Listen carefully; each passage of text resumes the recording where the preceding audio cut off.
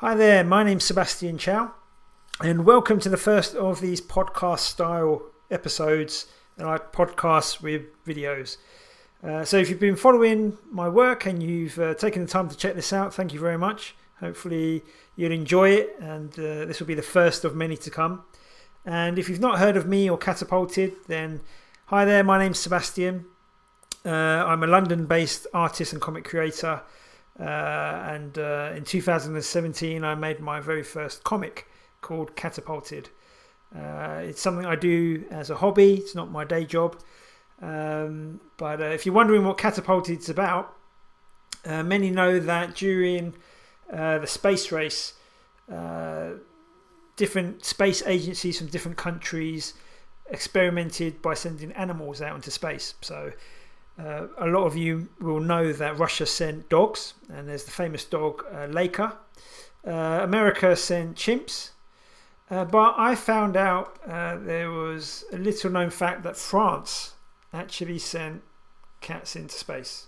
And I think this is Felicit the cat, and I couldn't believe it. I thought, what a great piece of history to centre a story around, and it hadn't been featured much in mainstream media. It certainly hadn't seemed to inspire many stories. So I created this story based on that piece of history, that a cat has been into space, maybe more than one cat has been into space. And so Catapulted was created. It debuted, or the Kickstarter was in 2017. It got funded, printed, and the print run allowed me to feature the comic at London Super Comic Con. I think it was the last ever London Super Comic Con. And then I did a couple of other cons and sold out completely of that first issue of Catapulted. And so the next Kickstarter is to finish off that story, to bring it to a close. It's going to be for the trade paperback, the entire story of Catapulted, which is about somewhere between 3 to 4 issues. So it's going to include that first issue that I self-published.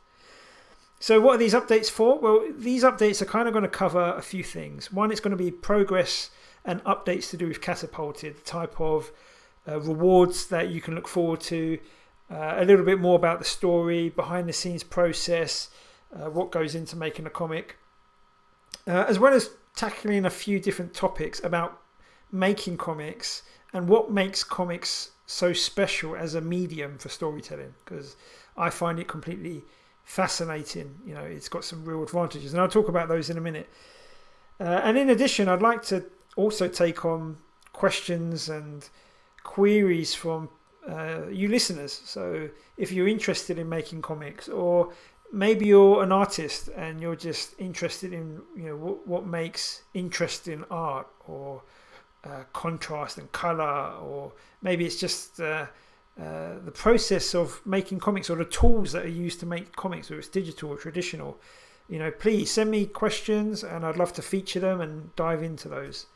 So these episodes are going to be relatively short. They're going to be uploaded on Instagram TV and Facebook, and I think they only allow a 15-minute recording, so I'm going to try and cram everything in so it's not too long.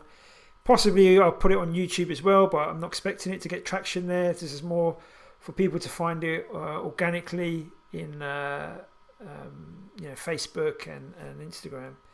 And also these videos allow me to do some cool things. I'd love to do some draw-overs.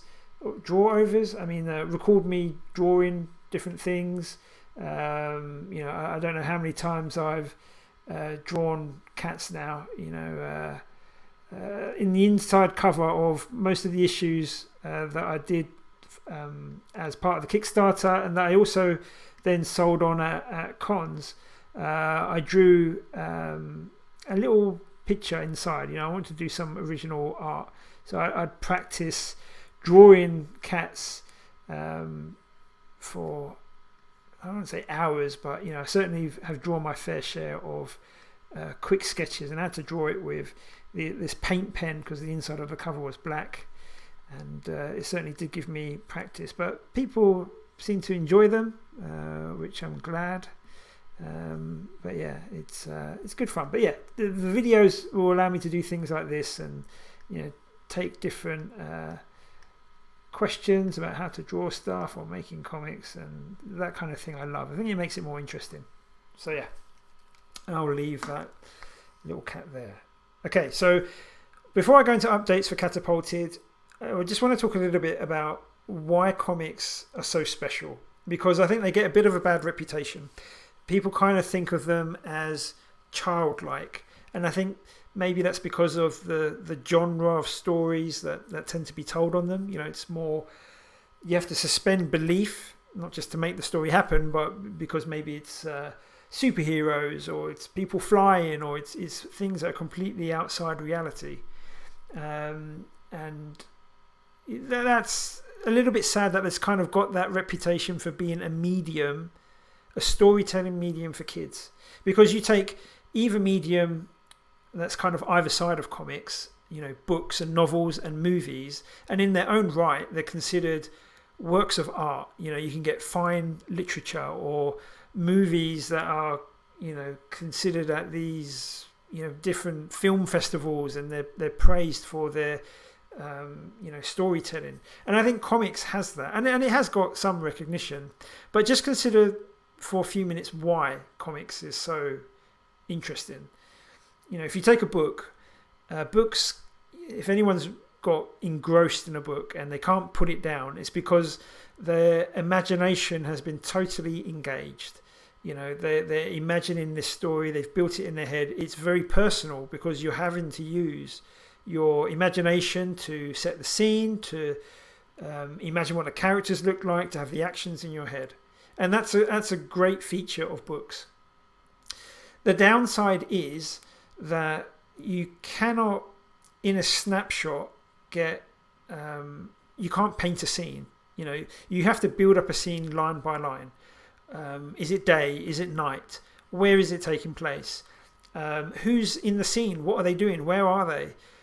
What do they look like? You have to build that up slowly. And sometimes, if maybe you've done what I've done and you've started to imagine something, and then you get more information as you read on, and then you have to readjust what you're thinking, and maybe you've painted the picture incorrectly in your head according to the information you've now read, and sometimes that can take you out of the story a little bit. Now, movies and video cinematography, it's completely the opposite. Everything's dictated to you, how it looks, how it sounds, how long you enjoy the scene. The way the actors express their emotion, you're there as an observer, and I don't want to say that it takes away your imagination, but you certainly use it less. And if you miss a scene or you miss a small detail, it's not really intended to pause there and rewind. When you sit at the cinema and you watch it, you're kind of watching all the way through. So there's those advantages and disadvantages of cinema or motion picture. But now consider comics. When you have comic books, you've got the best of both worlds. So this is Catapulted, by the way. So you can, in an instant, express and convey a ton of information with the images. Where is it set? Who's the subject of the panel? Where are they in relation to one another? All of that information you can convey in a snapshot, but you have to engage your imagination. You have to use the text and the images to get the characters to act in your head. And almost the special part of comics happens, in the spaces in between the panels. You have to imagine the actions between the panels that they're not conveyed there. So her sitting at the table and then speaking to her dad, you imagine her just going over to her dad, but I haven't expressed that. It just happens in your head. You put it together, and that's very special in comics. You're actively engaging in making the story happen, and you can do some really clever things with that. You can play with time in a really interesting way. Between panels, seconds can pass. In other panels, you can make years pass, hundreds of years pass. And none of that changes dependent upon how long you spend on a panel. So you might like a panel and you can spend ages looking at it, but that doesn't change how much time's passed between this panel and the next panel. So you can do some really interesting things with comics, and those are the kind of things that I want to discuss in depth in different episodes. What are the tools available to you when you're making comics as part of the medium? What's built in there that will allow you to tell really interesting comics stories. I tried to say comics and stories. Really interesting stories that are engaging and that capture the imagination, and you're turning the page without realizing it, and you're engrossed in this story. So those are the kind of things that I'd love to talk about. So updates. What can you expect from me as a creator? So CATAPULTED, the next Kickstarter, is going to launch in March 2020. So that's March 2020. So I'm trying to prepare those who've read the story, trying to get new readers on board, people excited, trying to get everyone excited about this next Kickstarter, because I've got some really special rewards planned, and I've got some cool ideas about making it a great comic. The art has improved, hopefully, from my point of view, and the storytelling will hopefully have improved. They've got a bunch of cool rewards lined up. In addition to working on the comic, I'm also working on a few commissions which I really want to get finished. And if you're waiting on me for a commission, sincere apologies. I'm working on them. I'll get them to you as soon as possible. And as it's coming to the end of September and it will soon be October, that means it will be Inktober. So I've participated in the past but never done the full month, and I'm going to try my best to do the full month and do traditional drawings that will then maybe become available as one of the rewards, one of the reward tiers in Kickstarter. So if you will see them, you'll see them posted on Facebook and Instagram, then if you like them, they'll probably be up for grabs as part of the Kickstarter. So like I said, if you've got questions about art, comics, Catapulted, then send them over to me.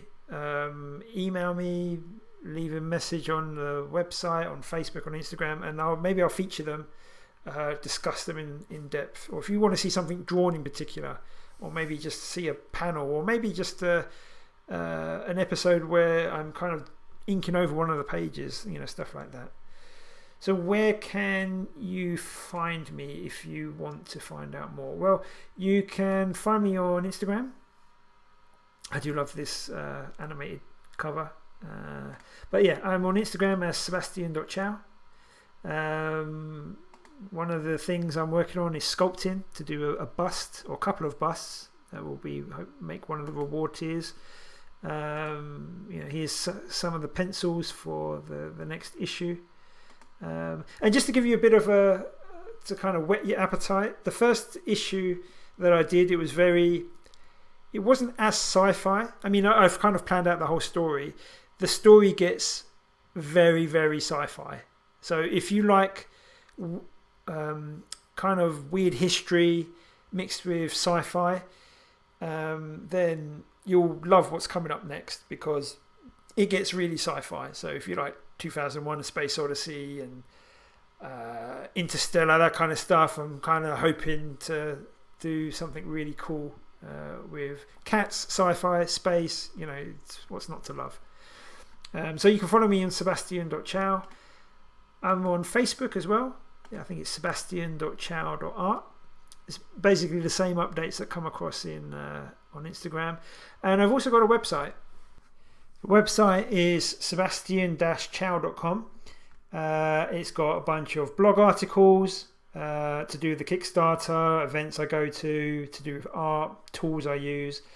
You can buy the comic digitally because the print version is sold out. So feel free to stop by, check out posters, and sign up to newsletters if you're interested. I don't spam. In fact, I very rarely send out a newsletter, but I will be sending more out as we get closer to the Kickstarter. And that's it, really. So that's all I've got time for. So if you've made it this far, thank you, and well done. And hopefully you'll be around for the next episode. So take care.